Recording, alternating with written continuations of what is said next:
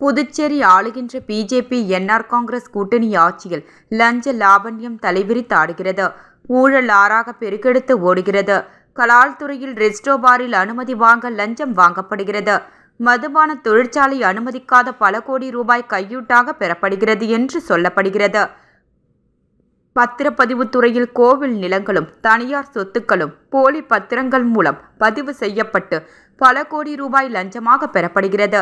பொதுப்பணித்துறையில் ஒப்பந்ததாரர்களிடம் commission தொகை அதிகமாக பெறப்பட்ட ஊழல் அதிகமாக நடக்கிறது. ஏழை எளிய மக்களுக்காக வழங்கப்படும் இலவச அரிசியில் பல கோடி ரூபாய் ஊழல் நடந்திருக்கிறது.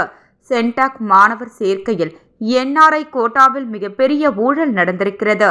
புதுச்சேரி அரசியல் வரலாற்றில் முன்பு எப்போதைக்கும் இல்லாத அளவில் பொதுப்பணித்துறை தலைமை பொறியாளர் லஞ்சம் வாங்கும் போது சிபிஐ புலனாய்வுத்துறையில் கைது செய்யப்பட்டார். பத்திரப்பதிவு தலைமை பதிவாளர், நில அளவுத்துறை இயக்குனர், சென்டிமெண்ட் அதிகாரி ஆகியோர் லஞ்ச ஊழலில் கைது செய்யப்பட்டு சிறையில் அடைக்கப்பட்டனர். காரைக்கால் பத்திரப்பதிவு பதிவாளர் சிபிஐ புலனாய்வுத்துறையால் கைது செய்யப்பட்டார். காரைக்கால் பார்வதீஸ்வரர் கோவில் நில அபகரிப்பு ஊழலில் துணை கலெக்டர் சிறைக்கு சென்றார். காமாட்சி அம்மன் கோவில் நில அபகரிப்பு ஊழலில் பிஜேபி எம்எல்ஏக்கள் ஈடுபட்டார்கள்.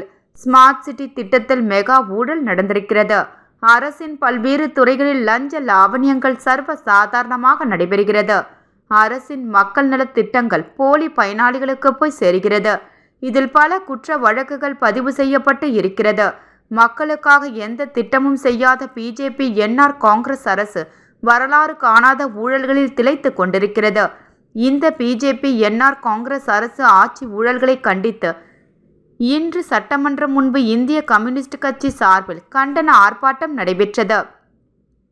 இந்த ஆர்ப்பாட்டத்தில் இந்திய கம்யூனிஸ்ட் கட்சி பொது மாநில செயலாளர் ஆமு சலீம் தலைமை வகித்தார். மேலும் மாநில நிர்வாக குழு உறுப்பினர்கள் நாரா கலைநாதன், சேது செல்வம், சுப்பையா, அந்தோணி, டிபி ரவி, எழிலன் ஆகியோர் உட்பட தொகுதி செயலாளர்கள் கலந்து கொண்டனர்.